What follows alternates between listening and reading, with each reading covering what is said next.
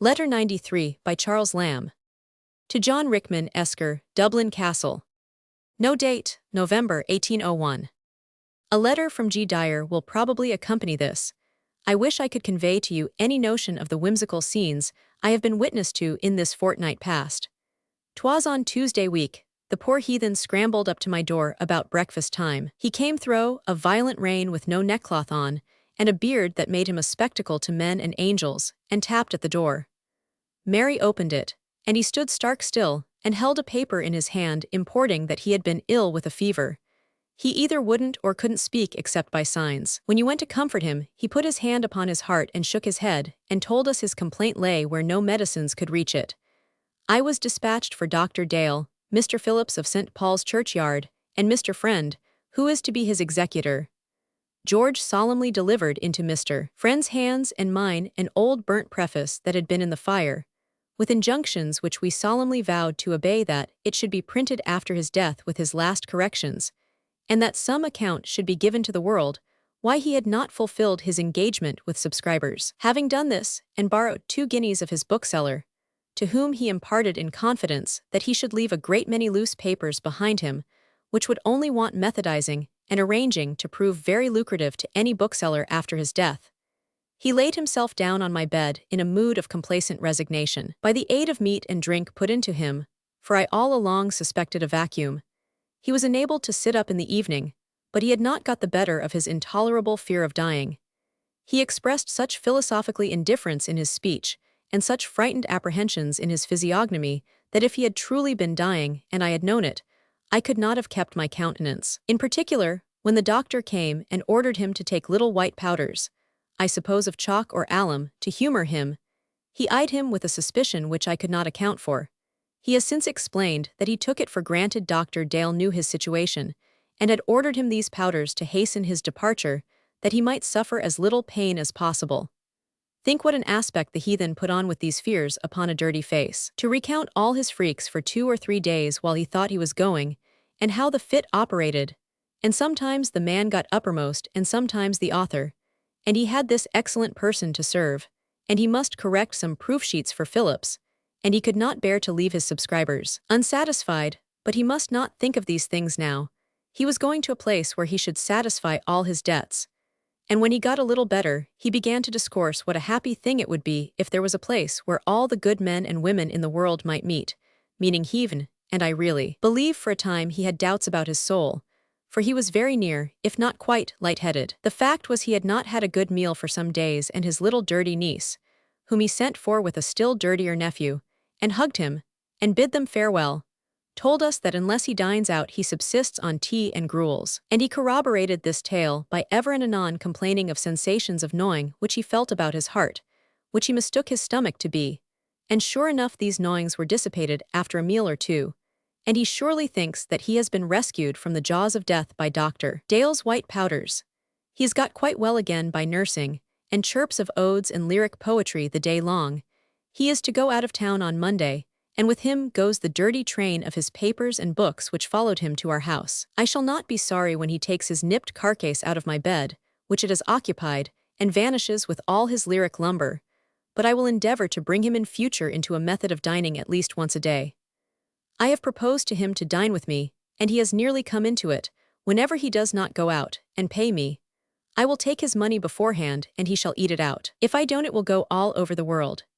Some worthless relations, of which the dirty little devil that looks after him and a still more dirty nephew are component particles, I have reason to think divide all his gains with some lazy worthless authors that are his constant satellites. The literary fund has voted him seasonably £20, and if I can help it he shall spend it on his own carcase.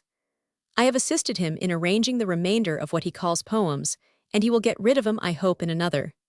Here 3 lines are torn away at the foot of the page, wherein Lamb makes the transition from George Dyer to another poor author, George Burnett. I promised Burnett to write when his parcel went. He wants me to certify that he is more awake than you think him. I believe he may be by this time, but he is so full of self-opinion that I fear whether he and Phillips will ever do together. What he is to do for Phillips he whimsically seems to consider more as a favor done to P than a job from P. He still persists to call employment dependence, and prates about the insolence of booksellers and the tax upon geniuses. Poor devil. He is not launched upon the ocean, and is seasick with a forethought. I write plainly about him, and he would stare and frown finely if he read this treacherous epistle, but I really am anxious about him, and that. It nettles me to see him so proud and so helpless. If he is not served, he will never serve himself. I read his long letter to Southey, which I suppose you have seen. He had better have been furnishing copy for Phillips than luxuriating in tracing the causes of his imbecility. I believe he is a little wrong in not ascribing more to the structure of his own mind. He had his yawns from nature, his pride from education.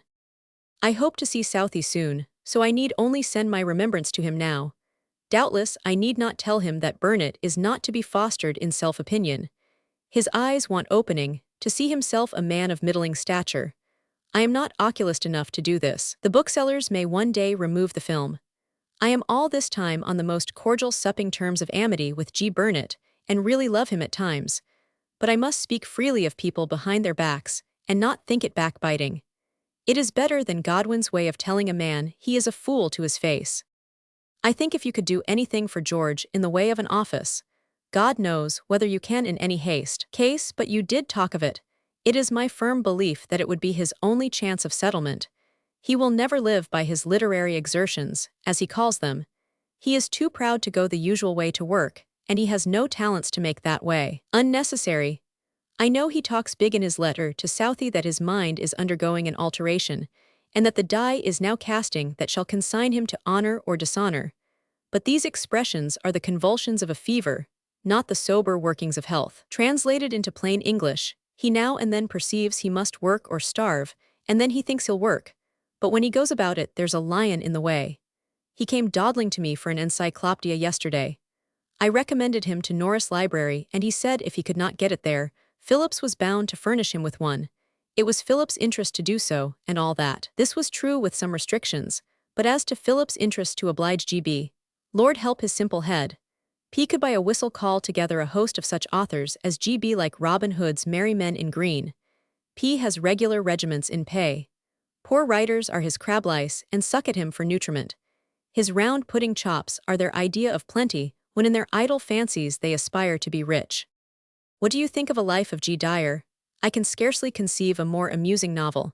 He has been connected with all sects in the world, and he will faithfully tell all he knows.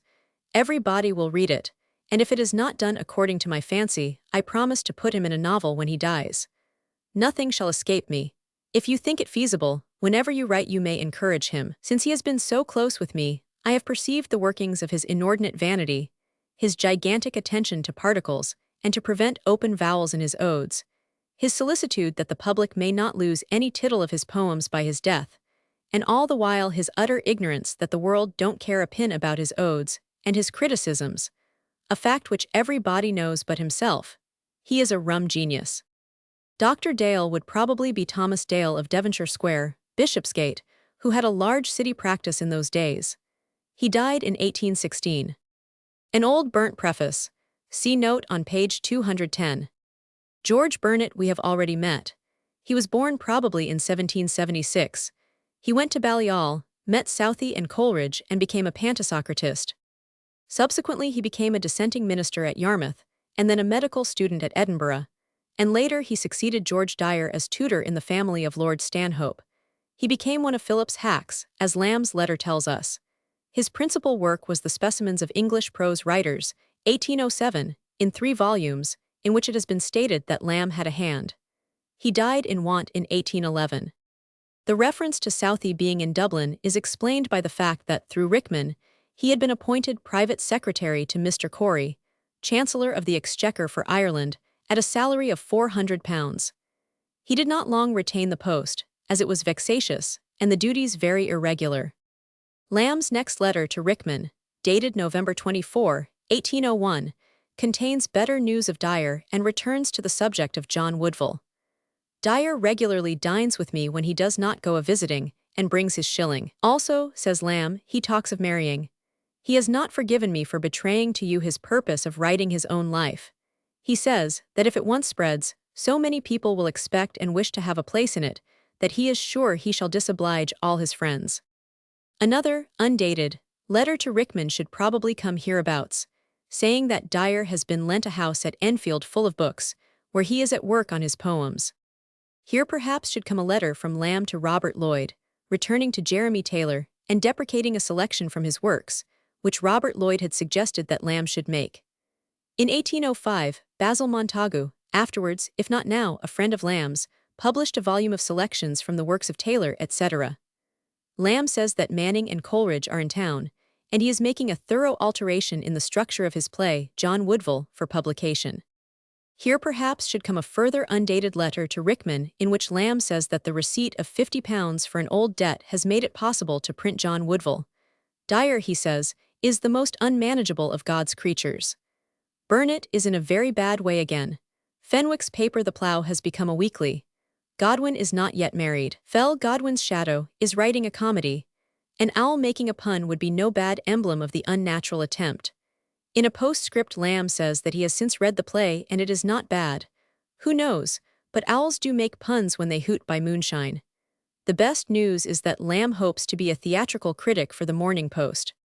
Here should come a letter to Rickman dated January 9, 1802, the principal news in which is that George Dyer is consorting with the Earl of Buchan, the eccentric biographer of Fletcher of Saltown, and has brought him to see Lamb. I went at home, but Mary was washing, a pretty pickle to receive an earl in. Lord have mercy upon us, a lord in my garret. My utmost ambition was some time or other to receive a secretary. Well, I am to breakfast with this mad lord on Sunday. Lamb refers to his article in the Post on Cook's Richard Roman III. Here should come a letter to Rickman dated January 14, 1802, in which Lamb confesses to the authorship of Dick Stripe in the Morning Post of January 6 C. Vol. Roman 4. Also of a whimsical account of the Lord Mayor's state bed C. Vol. I, and of some of the Twelfth Night epigrams C. Vol. Roman 4. He includes 2 epigrams which the editor rejected. Here should come a note to Rickman dated January 18, 1802, relating to a joint subscription with Rickman's father for certain newspapers. Here should come a letter to Rickman dated February 1, 1802, giving the first draft of the epitaph for Mary Drute C. Vol. Roman 4. He also says that George Burnet, who had just been appointed tutor to the sons of Lord, Citizen, Stanhope, is perplexed because his pupils have run away. Here should come a note to Rickman, dated February 4, 1802, accompanying 3 copies of John Woodville, and saying that an annuity is to be bought for George Dyer by certain friends. Here should come a letter to Rickman, dated February 14, 1802, which contains the news that Lamb has given up the post. He feels much relieved in consequence, in spite of the loss of money. George Dyer's dinner money is now paid from his friend's fund, and Burnet is happy in doing nothing for Lord Stanhope's salary. Mary Lamb does not want Rickman to know that Helen, in the John Woodville volume, is of her writing.